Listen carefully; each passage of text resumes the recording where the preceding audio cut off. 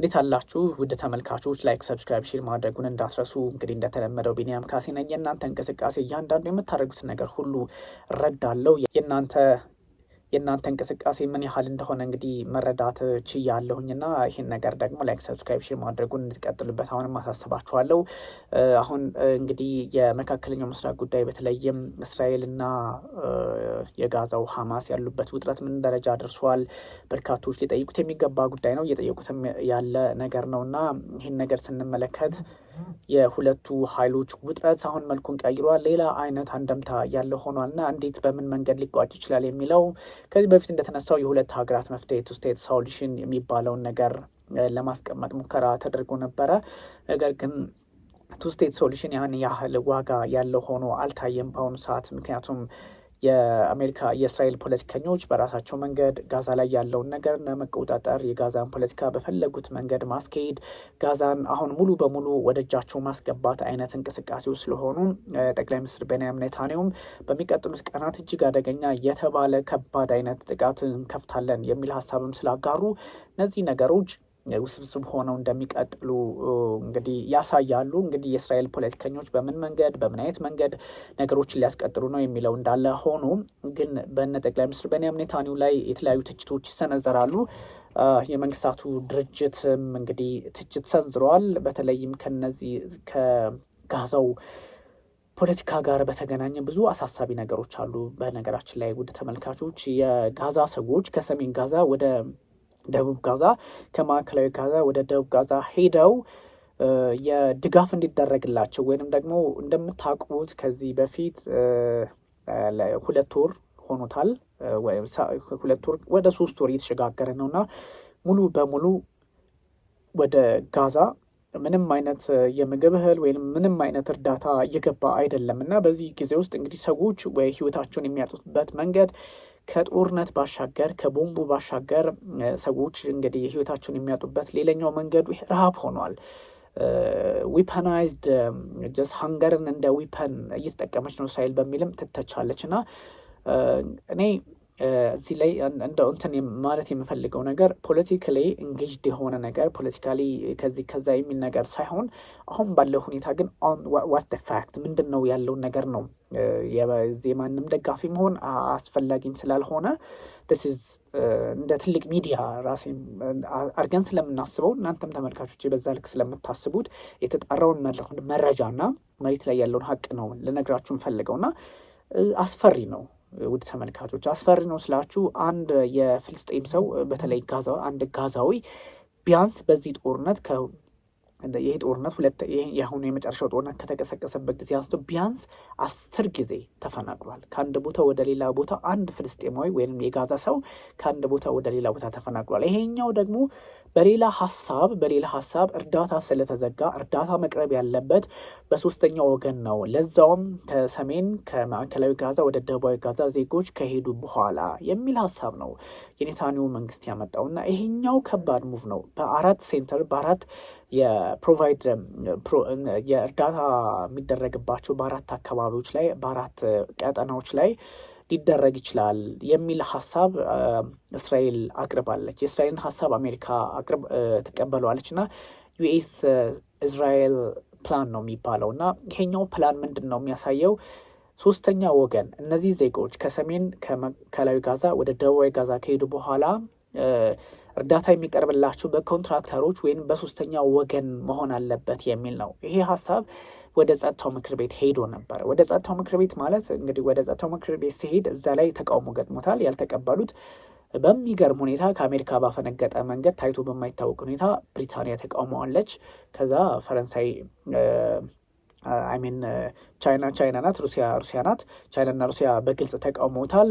ብሪታንያም ተቃውመዋለች እና ከምን መነጨ እንዴት ሆነ የሚል ከሆነ እጅግ አስቸጋሪ ስለሆነ ነው። ምክንያቱም ጋዛ ላይ ያለው ነገር መከፈት አለበት የሚል ሀሳብ በግልጽ ማስቀመጥ ስለተፈለገና በዛ አካውን ላይ ፖለቲካዊ መፍትሄ መስጠት ስላለበት ተብሎ ነው በዚህ መንገድ የተቀመጠው እና ነገሮችን ከግራም ከቀኝ ማየት የሚያስፈልግበት ደረጃ ላይ ዓለማችን መድረሷን የሚጠቁም ነው። ውድ ተመልካቾች እና ብዙ ነገሮች መጥራት አለባቸው። ባይዞይ እንደው በየጊዜው ህይወታቸውን የሚያጡት ሰዎች ቁጥር እጅግ አስፈሪ የሆነ መጥቷል እና የእስራኤል የነጻነት ቀን ኢንዲፔንደንስ ዴይ ብለው የሚያከብሩት እንግዲህ ሜይ 14 ወይንም ደግሞ ዛሬ ነውና ይህን ስንመለከት ደግሞ ሜይ 14 ላይ የሚደረገውን ደግሞ ስንመለከት እጅግ ፈተና ያለበት ቀጠና ነውና ይህን አካባቢ በምን መንገድ መቋጨት ይቻላል፣ ይህን መንገድ እነዚህኛዎቹን ነገሮች እንዴት አድርገን መፍትሄ ማምጣት አለብን በሚለው ላይ ሁለቱ ኃይላት ወይንም ሁለቱ እንግዲህ የፖለቲካ ሰዎች የጋዛው ሐማስ አሁን አቅሙ የለም። ውድ ተመልካቾች መረዳት ያለብን ነገር ሐማስ አቅሙ የለም፣ እንደ በፊቱ አይደለም።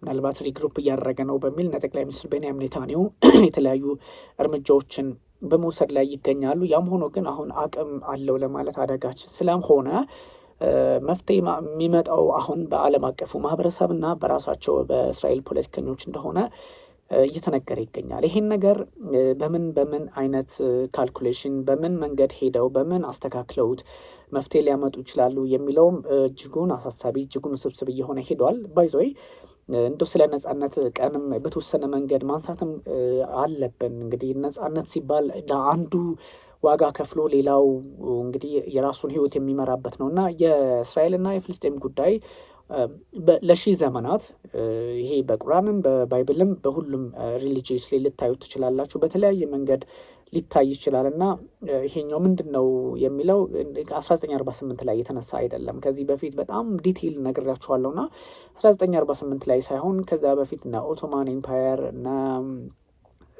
ማናቸው የሮማን እና ግብጾች ብዙ ኃይላት እዛ አካባቢ ተንቀሳቅሰው ነበር እና ከዛም በኋላ የመጣ ሳይሆን አሁን 1948 ላይ እስራኤል ሀገር ስትሆን ወይንም ደግሞ ድጋሚ ሀገር ስትሆን የሆነው ነገር አይደለም። በነገራችን ላይ ተመልካቾች ለዚህም ነው ብዙ ነገሮችን በጥንቃቄ ነው የምንመለከታቸው የምላችሁ። እስራኤልም ነባር ምድሬ ነው፣ ነባር ቦታዬ ነው፣ ነባር የአይሁድ ምድር ነው የሚል የፖለቲካ ግንዛቤ አላት። የታሪክ የባይብል የብዙ ነገር ግንዛቤ አላት። ፍልስጤሞችም እንደዚህ አይነት ልክ ተመሳሳይ እስራኤል የምታነሳውን ሀሳብ አይነት እነሱም ያነሳሉና ያኛው ቦታ ይሄ ፍልስጤም ነው ይሄኛው የእስራኤል ነው የምንለው ነገር አይደለም እና ለዛም ነው ታሪኩ እዚህ ጋር ሁሉም በየራሱ መንገድ ስለሚቃኘው አንደኛው በዚህ ነው ማለት አስፈላጊ ሆኖ ስላልተገኘም ግን ያ ምድር የፍልስጤም ይሁን የእስራኤል ብቻ የሰቆቃ ምድር እየሆነ እንደመጣ በግልጽ ማሳየት ግን ያስፈልጋል እና አሁን ባለው ሁኔታ አውዱ ምንድን ነው ሚለውን ማየት ያስፈልጋል። ሜቢ ከ1917 በኋላ ያለውን ነገር እንኳን ስንመለከት ባልፎር ዲክላሬሽን ብዙዎቻችሁ ታስታውሳላችሁ። ባልፎር ማለት የወቅቱ የብሪታንያ የውጭ ጉዳይ ሚኒስትር ነበሩ። እሳቸው ናቸው እስራኤል የምትባል ሀገር እንድትመሰረት በባልፎር ዲክላሬሽን አማካኝነት።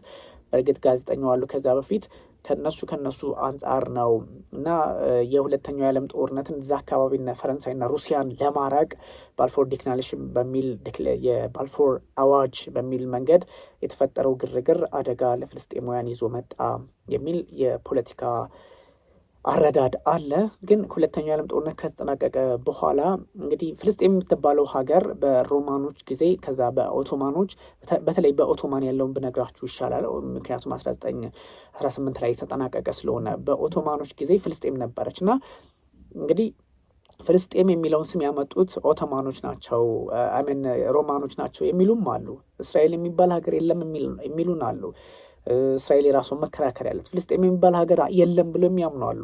ስለዚህ ይሄኛው ለዚህ ነው መረጋጋት፣ ለዚህ ነው ግራ ቀኝ ማየት ይሄ እንትን ነው ማለት የማያስፈልገው እና ፖለቲካው ላይ የተፈጠረው ቀውስ ላይ የተፈጠረው ችግር ላይ ፈተናው ላይ ማተኮር ያስፈልጋል የሚባለው። ኤኒዌይ ይሄኛው ኢንዲፔንደንስ ዴይ የነጻነት ቀን ብለው እነ እስራኤሎች ሲያከብሩ እንግዲህ የራሳቸው ትርጉም አለው።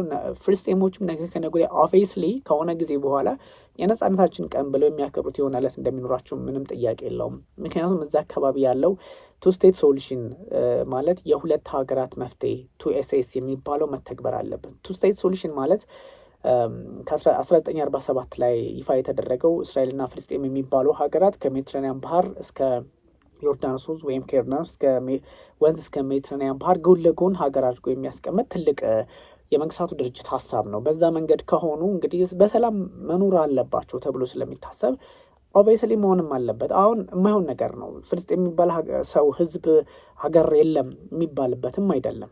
እንደዛ ከሆነ ሪሊ ዴንጀር እስራኤል የሚባል አይሁድ የሚባል ህዝብ ሀገር ወይም እስራኤል የሚባል ሀገር የለም ብሎ ማሰብም ይህም ሌላ ዴንጀር ነው።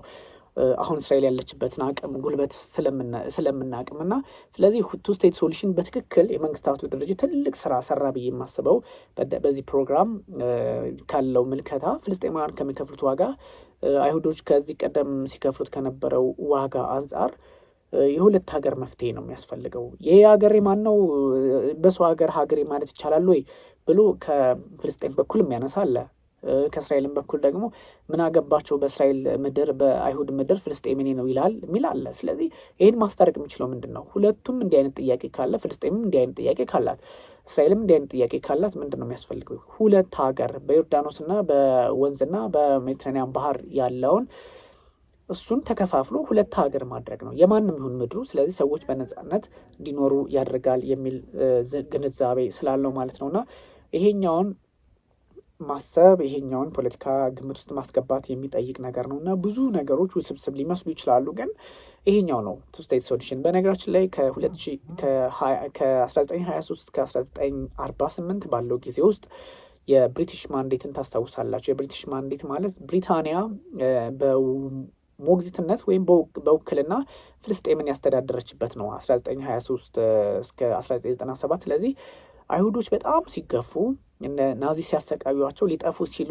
ወደ ፍልስጤም መጥተው እንዲሰፍሩ የሚል ሀሳብ አመጡ። ጦርነትም ነበረ በፍልስጤማውያንና በእስራኤላውያን መካከል ከ1917 ወዲህ ያለውን ነው። ከዛ በፊት ያለው ሌላ ታሪክ ስለሆነ ነው። ስለዚህ ጦርነት ነበረና ስለዚህ እነዚህ የእስራኤል ሰዎች በጣም ስራ በመስራት የተለያዩ እንቅስቃሴዎችን በማድረግ ግዛታቸውን ሲያሰፉ በግዢ ቦታ እየያዙ ጡንቻቸውን አፈረጠሙ። ከዛ እና ዳዊት ቤንጎሬን የጽዮናዊ ዳይኖስቲ ይሉታል እንግዲህ ይሄኛው ቃል ትንሽ እንትን ነው። የእሱን እንቅስቃሴ በጣም እያደገ መጥቶ 1948 ላይ ሀገር እንሆን የሚል ጥያቄ ያነሱ። ሀገር ሆኖ ፍልስጤምንም ሀገር አድርገዋት ነበረ ቱ ስቴት ሶሉሽን በሚለው። ፍልስጤም ግን ሀገር አልሆነችም። ከዛ የአረብ ሀገራት ጦርነት አስነሱ። እነ ግብፅ እነ ዮርዳኖስ እነ ሶሪያ አብረው ሆነው ጦርነት ከፈቱ። ወደ የ1948 49 ላይ ጦርነት ነበረ። ወዲያውኑ ነው በዚህ ሀገር ሆና እንደተመሰረተች እስራኤል ጦርነት የተነሳው። ከዛ የ1967 ሁላችሁም የምታስታውሱት እስራኤል በጣም ድንበሯን ያሰፋችበት ጋዛን ሙሉ በሙሉ ከዛ ከሶሪያ ጎላን ተራሮችን ከዮርዳኖስና ኢየሩሳሌም አካባቢ ያሉ ቦታዎችን ከግብፅ ሲናይን ሳይቀር ጠቅልላ የወሰደችበትን ጦርነት 1967 ላይ አመጣች። አይሚን አገኘች፣ ድል ተቀዳጀች። ከዛ ዮም ኪፑር 1973 ላይ እንዲህ እያለ አሁን የደረሱበት ውጥረት ላይ ደርሰዋልና የነጻነት ቀናቸውን እስራኤላውያን ሲያከብሩ በምን መንገድ ነው ከተባለ ከዚህ አይነት ፐርስፔክቲቭም ነው።